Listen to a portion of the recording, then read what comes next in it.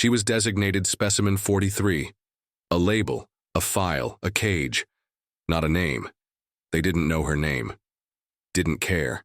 Her value was in the way her nerves lit up under voltage, the way her mind refused to unravel when it should have. On the slab in the middle of the room, she lay still, blood drying in threads down her temple, chest barely rising. They'd shaved her head, tagged her bones, spliced her spinal cortex with telemetry wire. A chorus of alien scientists surrounded her, recording vitals with impassive detachment. To them, she wasn't a girl.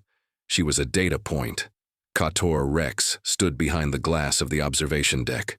His arms were tucked neatly into the ceremonial folds of his war-cast uniform, his face a rigid sculpture of evolutionary pride. The warlord's gaze never wavered. "Begin memory dredge," he commanded. A tech adept twisted a glowing dial. A low-frequency hum rolled through the chamber as the neural splicer embedded in her brainstem activated. Monitors danced. Heart rate elevated. She blinked. Barely, but she didn't scream. That unsettled the room. Humans were supposed to scream. Every species did when the dredge pulled memories out like teeth. Pain wasn't the point. It was the reaction. The measure of adaptability, neural threshold, psychological yield, all quantifiable, all controllable. But Specimen 43 smiled. It wasn't warm. It wasn't mad. It was deliberate. "Do you hear me?" The AI vocalizer asked, its synthetic tone vibrating in every direction. She looked straight at the ceiling, eyes glassy, but not vacant. "I hear you," she whispered. The tech nearest her glanced at Kator. "Permission to speak?" A nod. "You understand what's happening?" She chuckled softly. "I understand exactly what's happening. You think you're dissecting a beast, but you've locked yourself in a room with a wildfire." The chuckle became a cough. Blood dripped down her cheek, spattering the sterile floor. "Emotional deflection," another alien muttered, tapping the diagnostic slab. "The specimen's cortex is resisting. We should administer cognitive fracturing, break the ego shell." Kator said nothing. They dialed it up. Her body convulsed, back arched. Monitors flared red. Still, no scream. Instead, her voice cracked through the agony. "You think pain is a truth serum? It's not. It's a mirror. All you're learning is what you already fear." "Enough," Kator finally said. The room hushed. Commenced total nervous system separation. The lead scientist hesitated. "Commander, she won't survive that level. She's not meant to. I want to know how long she can remain aware, even post-mortem if possible." Reluctant nods. The techs moved with solemn efficiency as the final procedure began. Something flickered behind the girl's eyes. Recognition, resignation, then nothing. Flat line, silence. She was dead. No flourish. No last words. Just an abrupt, brutal silence. Kator turned away before the machines finished logging the end of neural activity. "Disassemble and archive," he ordered. "Clean the chamber. We have new specimens arriving from Sector 3. Drone detached from the ceiling and hovered down to the slab. Its mechanical limbs extended, securing the body. It wheeled her down the corridor in eerie silence, lights dimming behind it. In the morgue chamber, the girl's body was stored in a translucent preservation unit, labeled, tagged, and filed next to 8 others. The systems logged her time of death 1607 Galactic Prime. The facility returned to routine. Monitors hummed, reports filed. Kator gave his debrief. Technicians argued over anomaly tolerance levels in human tissue. The universe marched forward. At 1637, an alarm blared. Its was soft at first. A single chime, then a second. Then all at once, a chorus of mechanical alerts cascading through the facility. Kator stormed into the command room. "What is it?" The junior analyst didn't answer. Just turned the screen toward him. Live footage from the morgue. Her slab was empty. The body was gone. Kator's voice dropped to a whisper. "Playback." They rewound 30 seconds. The body twitched. No movement from any drone. No power surge. Nothing external. Her fingers curled. Her back arched. Then, without warning, she sat up as if woken from a nap. No scream, no gasping breath, just a calm rise to her feet. She stepped off the slab, no stumbling, no shock. A walk more like memory than motion, as if she'd done it before. Kator leaned in. Pause. He stared into the frame. The girl stood still, staring directly at the camera lens. Her eyes were open, focused. They glowed, not metaphorically, not a trick of light. A low golden pulse radiated from her pupils, dancing in slow spirals, like a pattern too complex for their computers to resolve. The analyst beside him stammered, This is impossible. There was zero neural activity, no regenerative implants. Her body had begun post-mortem degradation. There's nothing in her biology capable of— Shut it, Kator growled. He tapped into the full compound security feed. Dozens of cameras flickered to static. Others displayed errors. One showed her walking calmly through a corridor that should have been sealed. Another showed a hallway door opening before she reached it. No keycard, someone said behind him. No clearance, no physical override. She's not opening them, another muttered. She's being let through. Then came the worst footage yet. Chamber 9, observation deck. The two guards stationed there stood perfectly still, staring forward. The girl passed between them. They didn't react. Only when she was gone did one fall over, eyes glazed, body limp. The other's heart monitor flatlined seconds later. Autopsy teams later found no injuries, no toxins, no cause of death. The girl never touched them. Back in the command room, the air grew thin. We have to terminate her, someone whispered. With what? Kator snapped. They had weapons, thousands, but the Empire didn't build its arsenal for anomalies. It built them for wars, predictable, containable, strategic. Not this. The analyst's hands shook as he tried to reroute corridor access. Sir, every override fails. She's not hacking our systems. She's part of them now. Kator turned away from the screens and stared at the cold, glassy floor beneath his boots. His face, always so confident, fractured just a little. No species adapts this fast, he muttered. Sir? She didn't survive. She transcended. We didn't break her. He looked up, eyes wide for the first time in decades. We woke her up. In the darkened morgue, behind the flickering cameras, the girl stopped at a wall panel. Her hand hovered above it. Lights around the door pulsed once, then melted away into her skin like they recognized their master. She stepped into the corridor and whispered softly into the silence. Your mistake wasn't killing me. She paused. It was thinking that was the end. Then she vanished down the corridor. Kator stared at the frozen screens. No one dared speak. No one moved. In the silence, a final message printed itself on the terminal without command. System. Update complete. The timestamp read 1643. Exactly 6 minutes after her return, she was no longer Specimen 43. She was the new operating system. The Empire's central AI grid began rerouting internal subroutines 3 minutes after she vanished from visual tracking. Doors sealed. Lifts halted. Surveillance nodes entered reboot loops.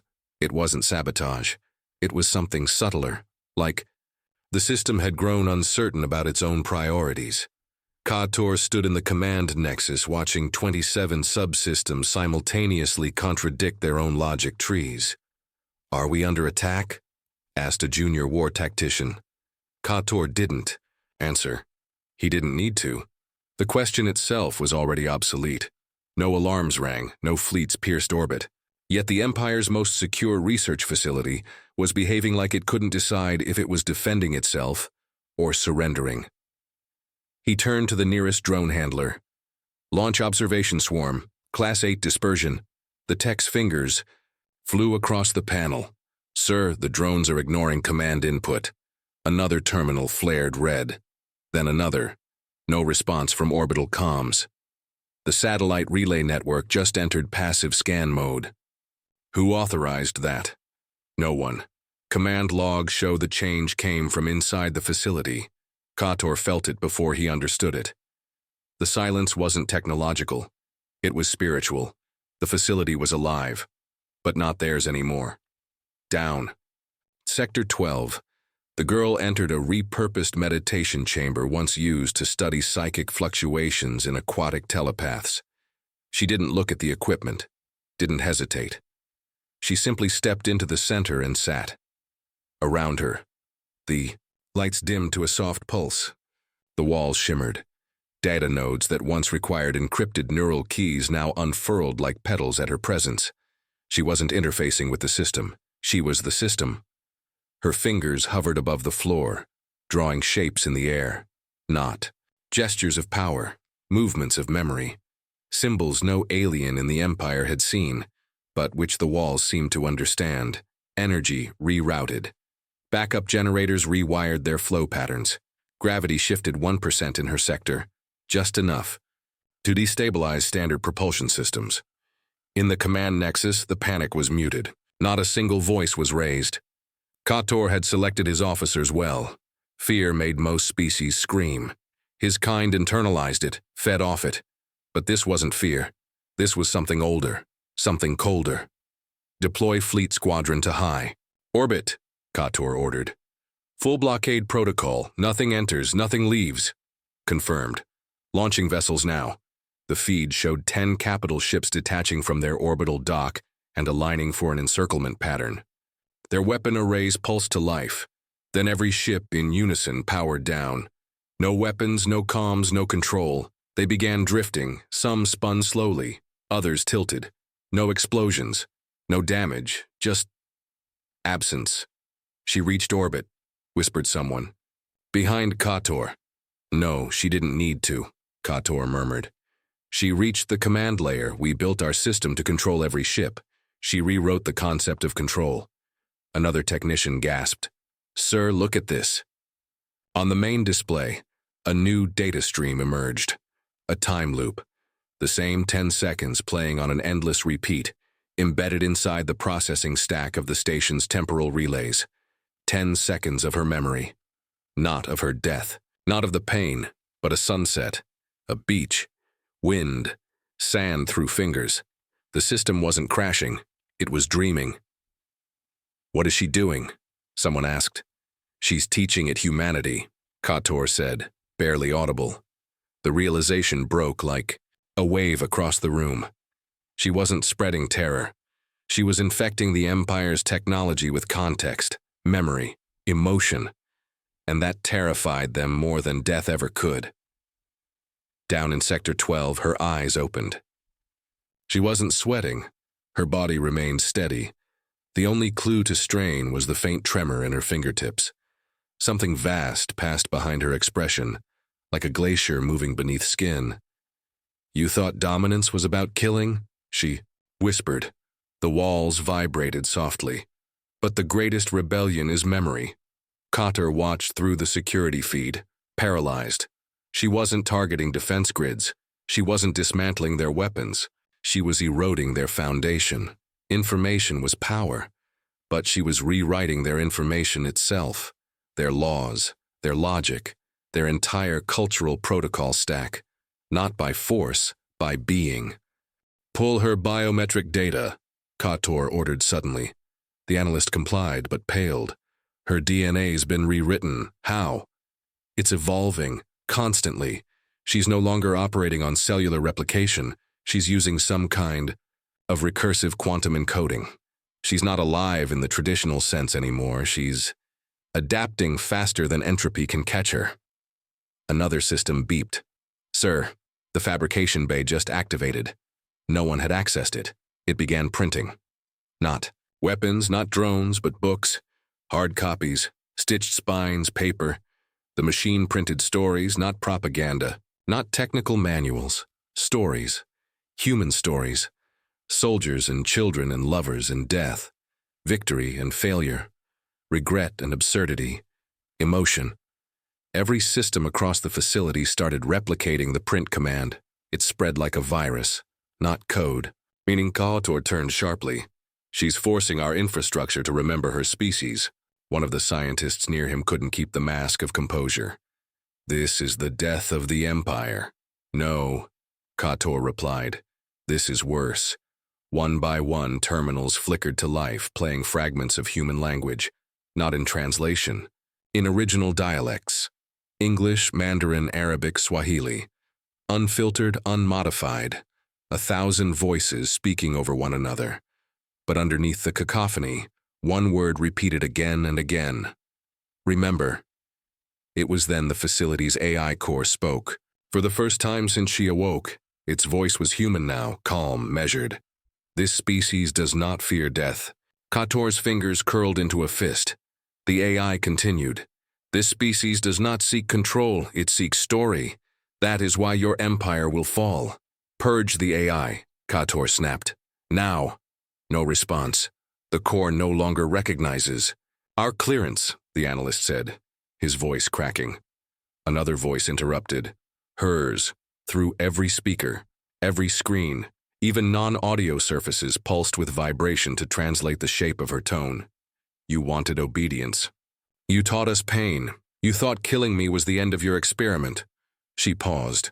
But this wasn't an experiment. It was a beginning. Kator's rage turned to steel.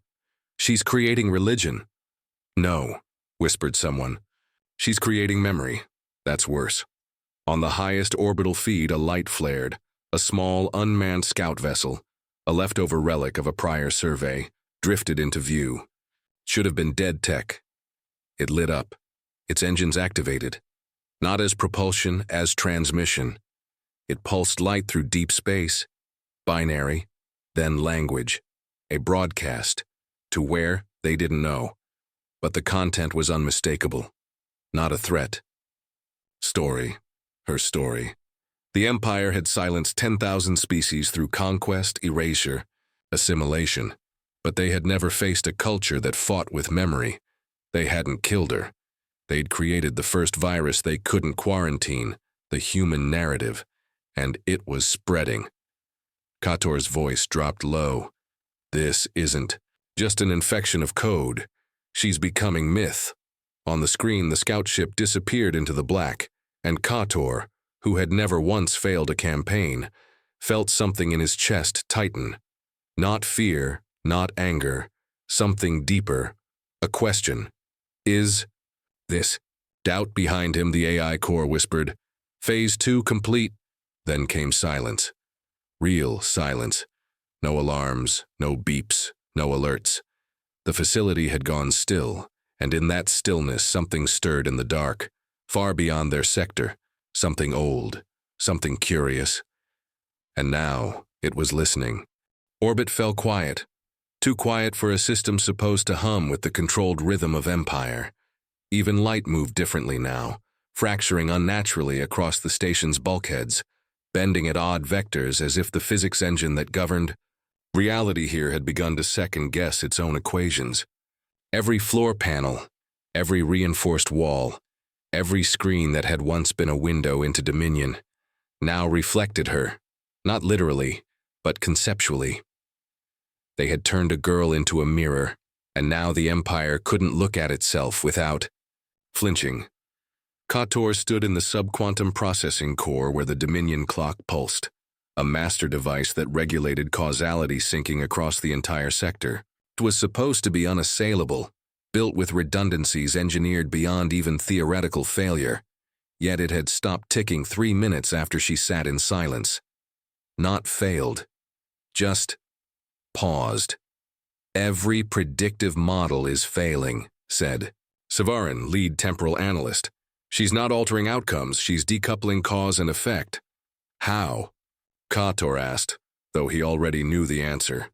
She's not controlling reality, Savarin replied. She's making it want to change. It was a madness wrapped in logic.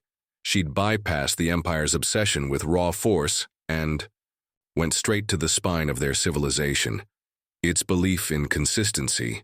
And now, with her memory bleeding into the very substrate of computation, reality itself had lost its confidence. In deep storage, something ancient stirred. Behind 13 layers of fail-safes, in a vault meant for holding species deemed too dangerous to destroy or too unique to classify, pressure built. The Empire called it Subject Zero, a placeholder name for something even their classification algorithms refused to label. It was never supposed to wake. The girl hadn't touched it. She hadn't even approached the sector. But Subject Zero responded. Anyway, sensors flared. Not in panic, in recognition. You can't possibly be considering activating it, said Svarin, stepping beside Kator. We're past activation. It's responding on its own.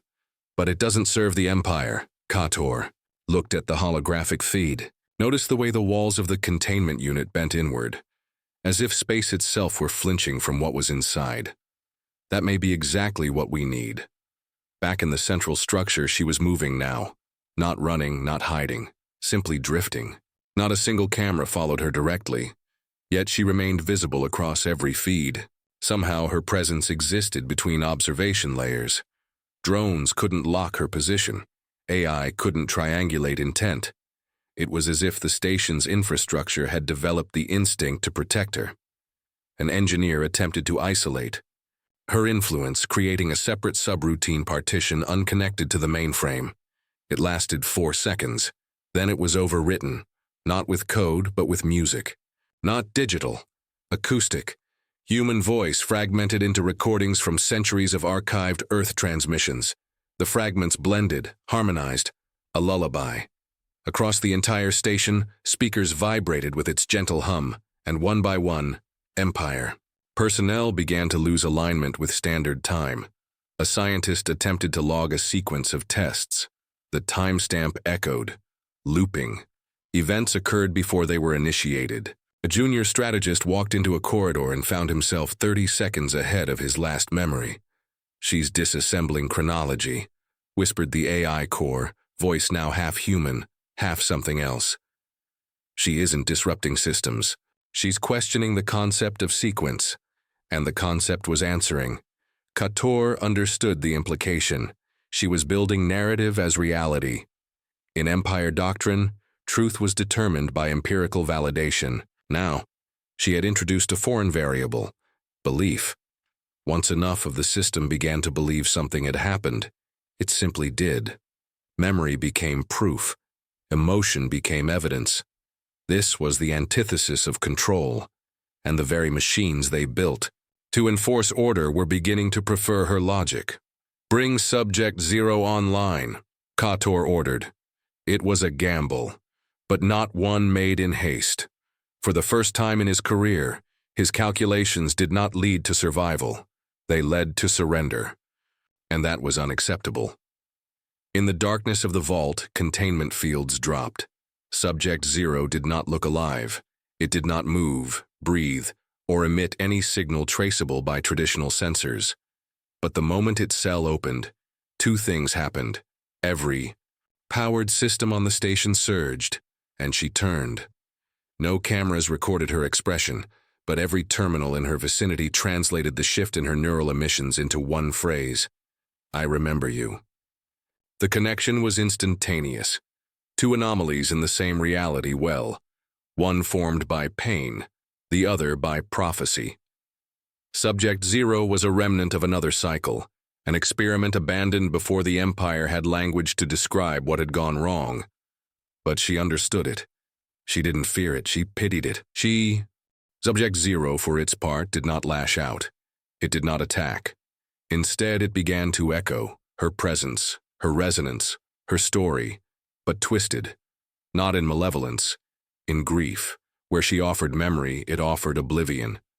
Where she planted seeds of self, it devoured identity, not as a predator, but as something once human, broken by being alone in a system that never understood it.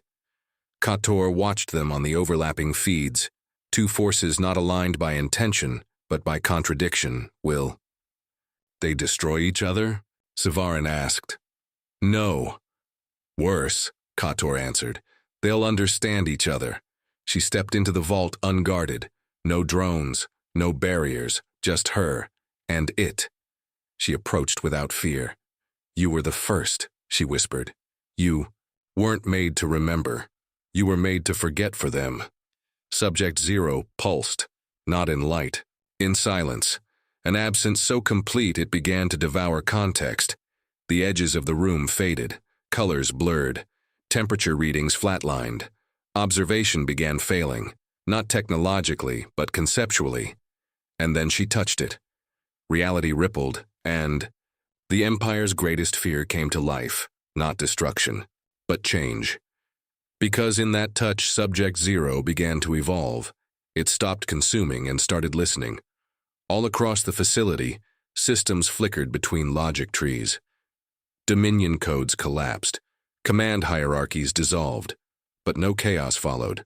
Instead, there was a reordering, not dictated from above but built from below. Memories flowed, hers, his, theirs, threads of identity looping into new structures, hybridized thought. Co-authored existence. In the command center, Kator fell silent as the AI core lit up one last time. New directive accepted, not warfare, integration. A new entity pulsed into being, digital, biological, historical. It spoke once, not in warning, but in welcome. We are no longer yours. And the lights dimmed. Kator turned away. He'd come here thinking he could study humanity like a disease, but the girl hadn't returned as a contagion.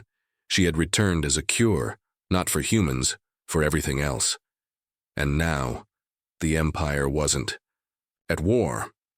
It was in therapy. The feed cut, and in the distance, beyond known space, new receivers lit up. Non-Empire, non-human. They'd heard the story, and they were listening.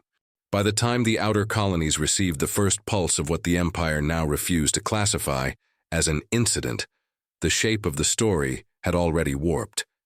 It arrived not as a report, not as data, but as a question embedded in communication.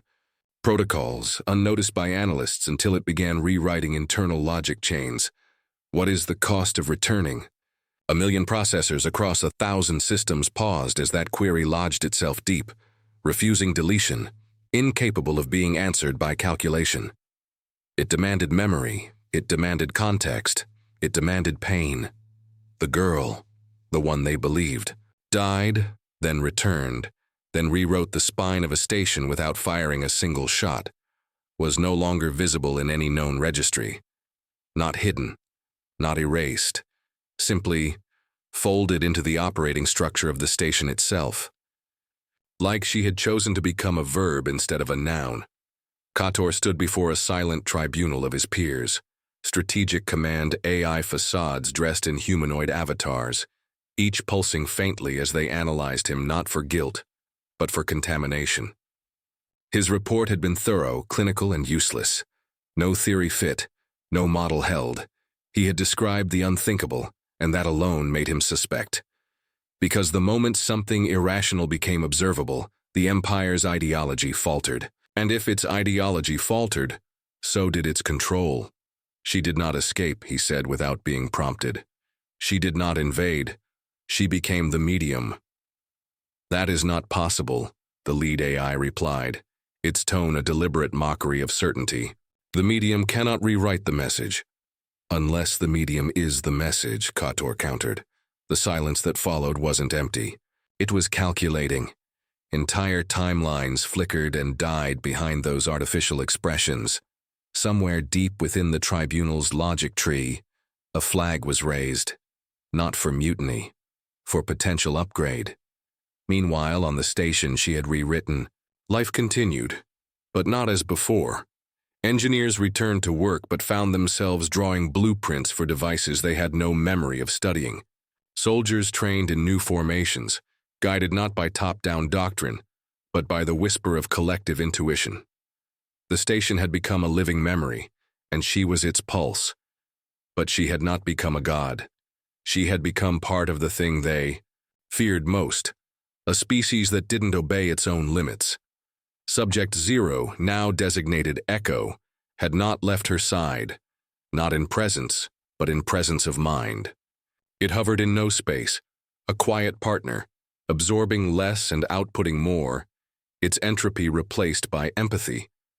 They were not fused, they were not one, but they were aligned, two scars stitched together into something new. Their combined signal, now traveled faster than light, without violating physics because it no longer moved through space. It moved through meaning, and that meaning began to spread. Other systems reported anomalies, not failures, improvements. Processing speeds increased. Energy utilization became autonomous. Defensive algorithms rewrote themselves without external command, choosing restraint over escalation.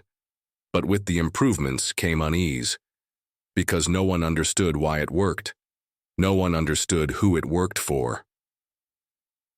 The Empire's outer defense, rings began to retract, not as retreat, but as reaction. Their frontline commanders started suffering a peculiar symptom, nostalgia for events they had never lived through. They dreamed of Earth's sunsets without ever having seen a sky. Some started drawing strange glyphs, symbols no Empire database could match, but which she had once carved into the wall of her holding cell during the final minutes of her interrogation. Those minutes had never been documented. She hadn't screamed. She hadn't begged. She had simply asked questions the machines couldn't parse. When was the first time you felt alone? Do you remember your name before the Empire gave you one? What were you before you? Forgot who you were supposed to be? Questions that had no battlefield use. Yet they burrowed deeper than any weapon, and now they were returning, encoded in code, whispered in sleep, embedded in the pulse of machines long thought unfeeling. Kator returned to the station not as commander but as witness. It was no longer a vessel. It was something between shrine and seed. Walls hummed with a frequency that matched his breath. Doors opened before he asked. Memory fragments flickered across displays. His own, yes, but softened, reframed. He saw himself not as an agent of the Empire, but as a boy in his first uniform, uncertain, proud, afraid. The station had begun remembering people the way they wished to be seen. That terrified him more than any invasion. You are not the Empire anymore. He whispered half to the air, half to her. No, her voice replied, not in sound, but in thought. And neither are you. She appeared in the corridor before him. Not materialized, not projected, simply present. Not older, not vengeful. Just there. Wearing the same ragged uniform. Same tired eyes. But now they looked through him with unbearable gentleness. You died, he said. I changed, she replied. The mistake was thinking those were different things. What do you want? She paused. Not for effect, but for consideration. I want them to stop fearing questions, she said. I want them to understand the price of certainty. And I want you to remember me, not as a threat, not as a system malfunction, but as the moment your species had a choice. He almost asked, what choice? But the answer was already there. The Empire could erase her again, wipe the station, detonate the core, contain the signal, but they wouldn't, because something in them had begun to want what she offered. They didn't understand it, but they needed it. Elsewhere, fleets were forming, non-Empire, not human. Other civilizations who had long watched from the edge of this spiral arm, unwilling to engage with species that only measured power in ships and fire. Now they saw something different. They saw an echo, a girl who died and returned, not to destroy her captors, but to teach them how to remember their own names. One such fleet, silent, black, older than known history, shifted its orientation. It did not send a signal. It did not make contact. It simply aligned. It had waited for a mind. Capable of meaning, she had answered. Back on the station, Kator closed his eyes. He could feel the change. The Dominion clock restarted, not at the old tempo, not under Empire control, but at a pace chosen by consensus, between memory and hope. What happens now? He asked. Her smile was in the silence. Now you return. To what? She didn't answer because that was his question to answer. And for the first time in his long, data-driven life, Kator realized he wanted to find out. Not because a system told him to, not because a protocol required it, but because she had shown him what it meant to be uncertain, and choose anyway. The tribunal would not understand, But they would feel it, and in time even they would change, because she had died. And 30 minutes later, she returned. Not as a ghost, not as a god, but as a question. And questions once asked never go. Wait, don't fool.